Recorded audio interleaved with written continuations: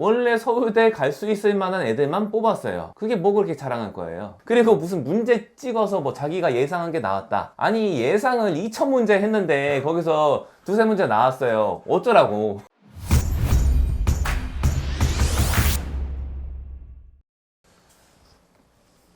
대치동 내부 고발자입니다.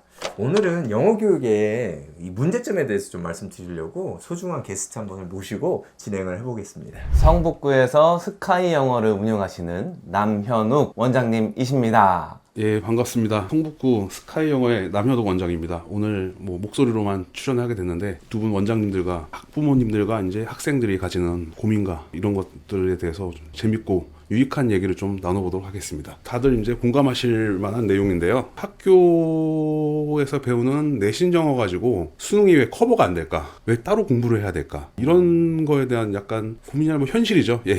학생들이 가지는 또 걱정이기도 하고. 사교육을 사람들이 가급적 안 하는 방향으로 가려고 하잖아요. 네. 그러면은 공교육에서 다루는 교재나 내용이 어느 정도는 입시에 적응이 될 수 있도록 네. 설계가 되면 좋겠는데 그렇지 않아요. 일단 좀 현실을 좀 볼까요? 학교에서 교과서 가지고 뭐 열심히 공부를 했어요. 학교에서 하는 것만. 교과서 위주로 하는 학교라고 보죠. 그렇죠. 대부분의 학교들이 그렇잖아요. 학군지가 아니면. 네. 그럼 교과서 열심히 공부해가지고 공부도 잘했어요. 그러면 수능 몇 점 정도 나오죠? 1등급 비율이 재학생 기준으로 한 뭐 2%대 작년 기준으로 이제 보고 있는데 네. 그러면은 학교에서 학생들이 뭘 배웠냐 그리고 나중에 본인이 그 수능 점수를 받고 나서 허탈감을 느꼈을 것 같아요. 그러면은 뭐 열심히 잘했어. 열심히 했다. 교과서는 잘 이해한다. 이 정도 몇 점 정도 나올까요? 60점대가 나오지 않을까요? 4등급? 저도 한 네. 60점대가 적당하지 않을까? 네, 네, 네. 60점대? 네. 그 정도면은 교과서 잘 이해하고 공부 열심히 하네. 네. 그러니까 60점 나오죠. 딴 거 네. 전혀 안 했으면. 전 이해가 안 되는 게 중3이랑 고1에 배우는 거나 시험의 난이도가 너무 차이가 나요. 그러니까 1년 올라간 거잖아요. 네. 근데 왜 이렇게 차이가 나는 거죠? 이게 납득이 안 되는 수준이에요. 정확히 따져보면 1년이 아니라 불과 한 6, 7개월 만에 일어나는 일이에요. 중3 2학기의 기말고사 시험과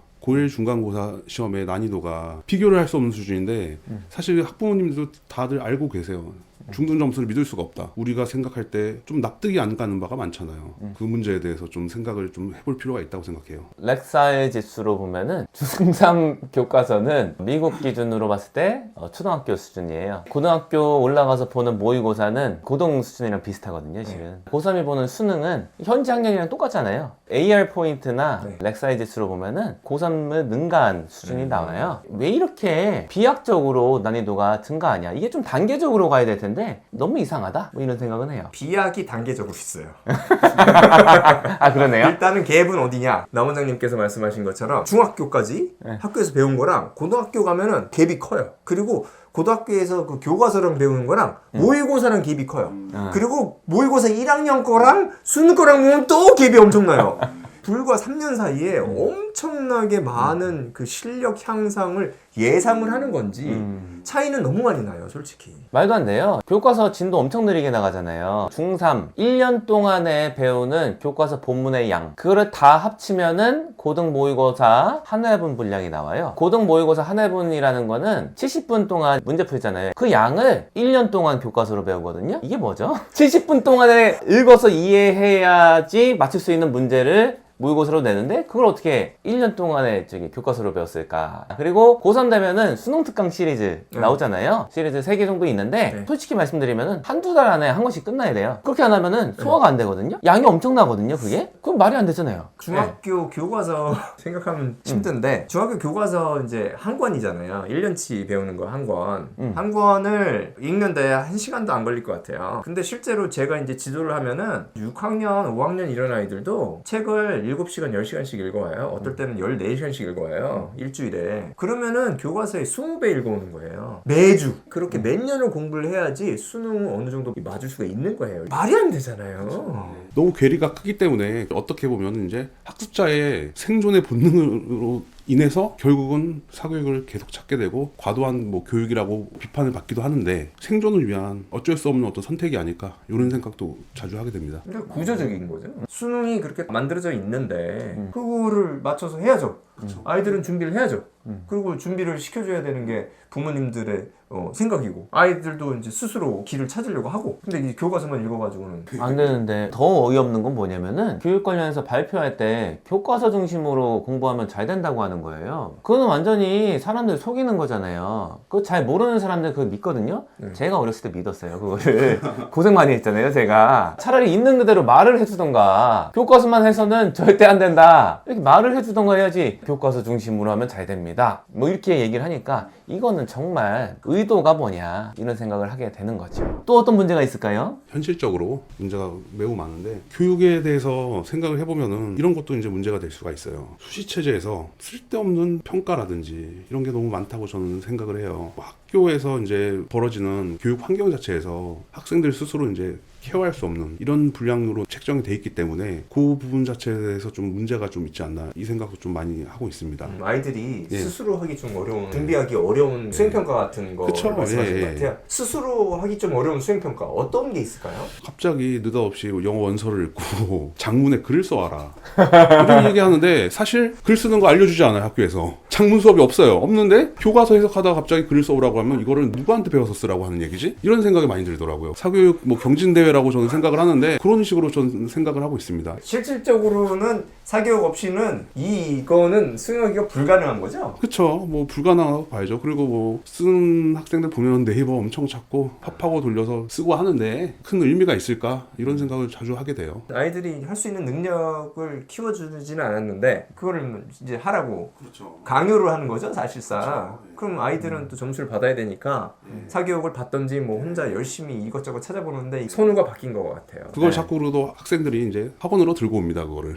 당연히 들고 학원으로 들고 와서 당연히 들고 와서. 바로 이렇게 스샷 찍어서 그게 수행평가 이거 나왔는데 어떻게 해야 돼요? 학원으로 달려옵니다. 학원에서 그거를 같이 고민해 주는 거죠. 그러니까 뭐 같이 숙제를 하게 되는 뭐 이런 경우도 생기고. 저는 어떤 느낌을 받냐면은 일정 부분 알 것 같아요. 이거 내주면 어떻게 진행이 된다는 거 아니까 학원 가서 배워라 이 소리 아니에요. 학원 안 다니는 애들은 굉장히 불리한 거죠. 못하죠? 못해요. 엄두 못 내요. 네. 이거. 그리고 수업에 대해서 좀 생각을 해보면 어느 정도 이해는 되는데 학교에서 수업을 하는데 50분 동안 모의고사 지문을 한두 지문을 나가요. 그럼 이해가 안 가는 게 한두 지문을 50분에 이해를 해서 나중에 수능을 볼 수가 있나? 모의고사 수업을 아예 안 하고 모의고사를 시험 범위에 넣는 경우는 이해가 잘 가지 않아요. 왜 본인이 가르쳐주지 않는 걸 왜 시험 범위에 넣지? 이런 것도 좀 문제라고 봅니다. 알아서 배우라고 하는 건데 그거 알아서 어떻게 배우지? 이 생각이 들어요. 그러면서 이제 문제는 지문 구석구석을 냅니다. 그러면 그거를 누가 해주냐? 학원으로 또 달려오는 거죠. 학원 와서 자료 받아가고 그걸로 시험 대비하고 이런데 그 시험의 목적 자체가 수업 내에서 해결할 수 없는 거를 시험 문제로 내면은 불합리하지 않은가 이런 생각을 꽤 많이 했었어요. 저도. 불합리한 게 맞는 것 같아요. 말이 안 되고 안타깝다고 생각하는 건 뭐냐면은 학교에 계신 선생님들도 되게 마음이 안 좋으실 것 같아요. 그분들이 역량이 되게 뛰어나시거든요. 사교육계에 있는 선생님들이랑 공교육계에 있는 선생님들 특히나 근래에 많이 이제 채용이 되신 분들의 역량을 비교했을 때 평균적으로 따졌을 때 누가 높냐? 저는 지금 공교육이 높다고 보거든요.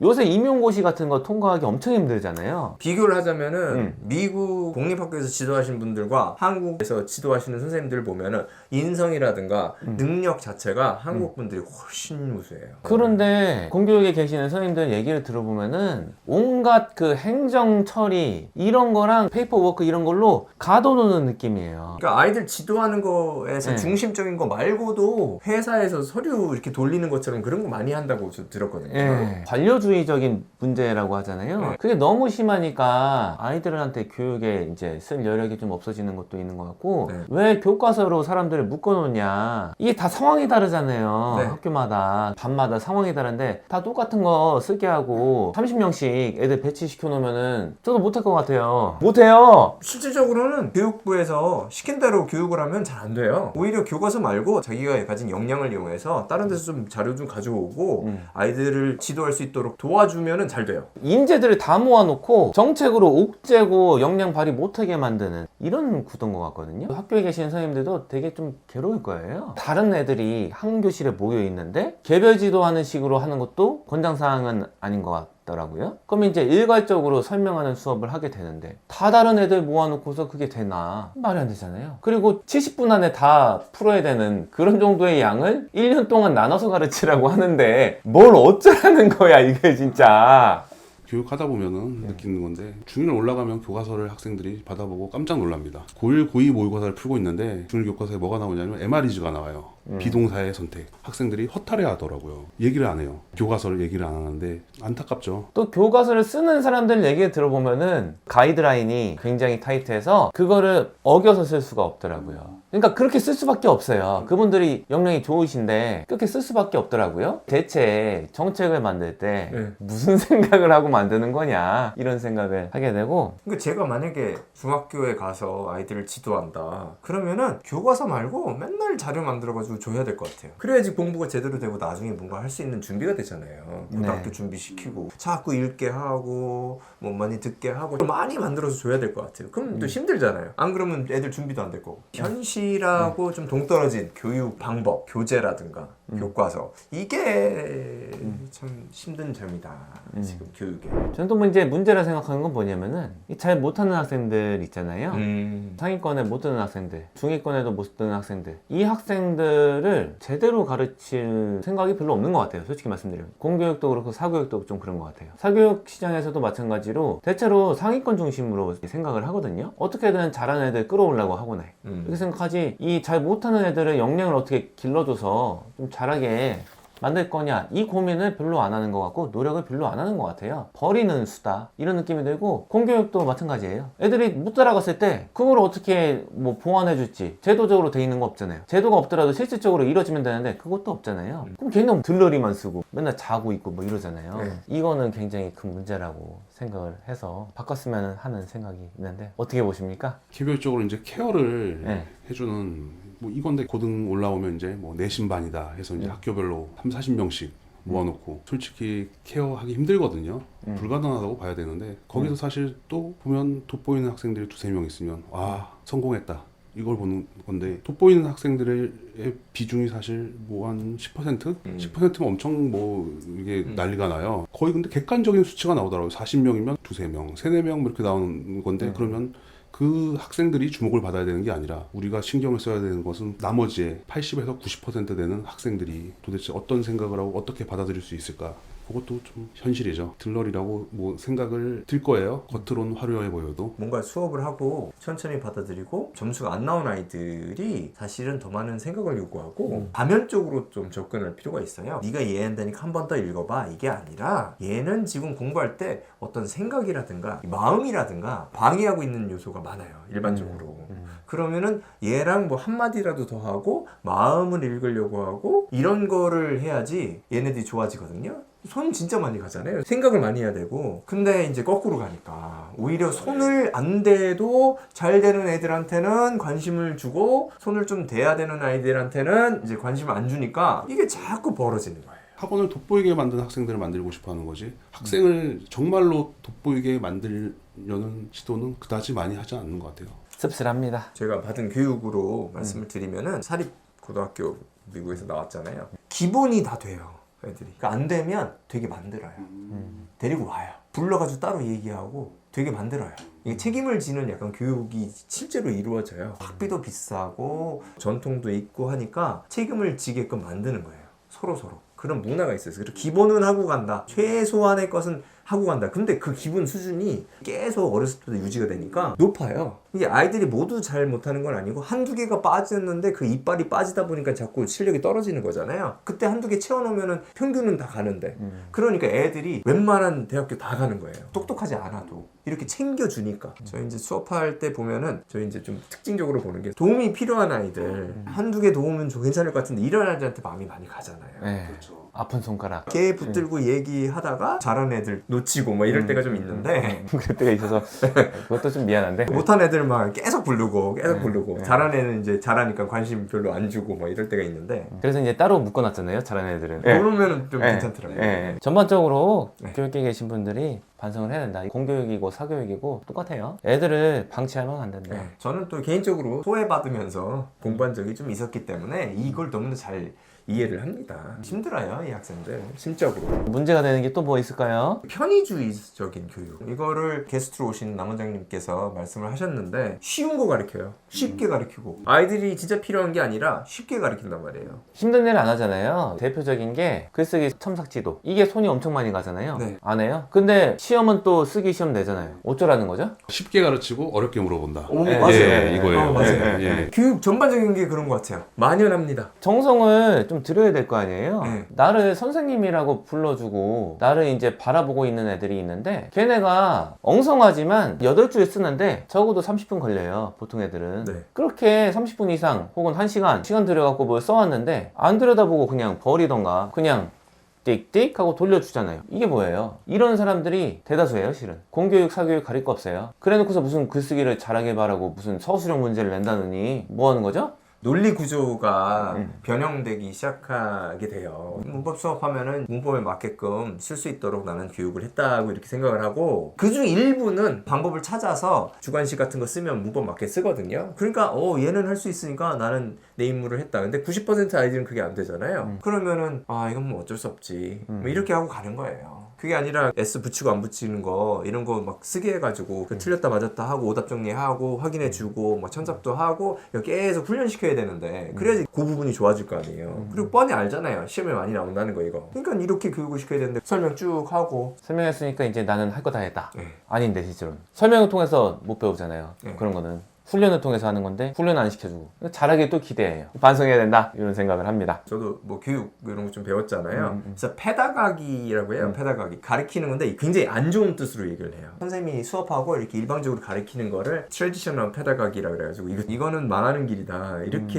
이론적으로 많이 생각을 하거든요. 데이터는 뭐 수두룩합니다. 당연하겠죠. 나와가지고 수업하는데 여기서 수업하면 애들이 안 듣죠. 일부는 듣잖아요. 그 외 애들은 이제 발전이 없는 건데 참을성 기르는 것밖에 없잖아요. 구체적으로도 굉장히 많아요. 수업을 할 때 문법 위주로 이제 수업을 하시는 분들 보면은 이럴 때가 많더라고요. 물론 그렇지 않은 경우도 있겠지만 설명 쫙 하는 거예요. 설명할 게 뭐 많지가 않으니까 막 복잡한 것도 설명하시는 거예요. 저는 이제 마지막으로 말씀드리고 싶은 건 이거예요. 이것도 공교육, 사교육 똑같아요. 잘하는 애들만 걸러서 받아요. 당연히 입시 결과가 좋죠. 잘하는 애들만 받았으니까 그거를 광고하고 있는 거예요. 서울대 20명 갔다. 근데 생각을 해보라고요. 원래 서울대 갈 수 있을 만한 애들만 뽑았어요. 그게 뭐 그렇게 자랑할 거예요. 학원도 마찬가지예요. 수강생이 10,000명이다. 그러면은 일반적으로 생각했을 때 이 중에 한 5%는 명문대 갈 거 아니에요. 그러면은 500명이 명문대 가거든요. 그거를 걸어놓는 거예요. 500명 명문대 갔다고. 당연한 거를 왜 광고를 하냐고. 그리고 무슨 문제 찍어서 뭐 자기가 예상한 게 나왔다. 예상을 2,000문제 했는데 거기서 두세 문제 나왔어요. 어쩌라고. 그것도 못 맞추면 그 뭐 진짜 예상한 게 나왔다 할 거면은 40문제 예상했는데 3문제 나왔다. 요건 인정. 2,000문제 예상해놓고 문제 줘놓고서 한두 문제 나왔다고 그거를 막 그렇게 대단한 것처럼 광고하면은 이게 대체 뭐지? 이런 생각이 드는 거예요. 네. 그러지 좀 않았으면 좋겠어요. 진짜 광고 제대로 할 거면은 잘 못하는 애였는데 자신들이 성장을 시켜서 이렇게 성과가 얼마나 있었다. 이런 걸 광고하라니까요. 이건 의미가 있잖아요. 근데 그게 아니라 원래 잘하던 애들 뽑아놓고 학원도 똑같고 학교도 똑같고 그거 자랑하고만 있는 거예요. 거기에 에너지 다 쏟는 거예요. 그 시간에 잘 못하는 애들, 처지는 애들 잘 보살피고 신경 좀 쓰고 관심 가져줘라. 이렇게 말하고 싶습니다. 전적으로 동감을 하고요. 오늘 저기 와주셔서 감사합니다. 감사합니다.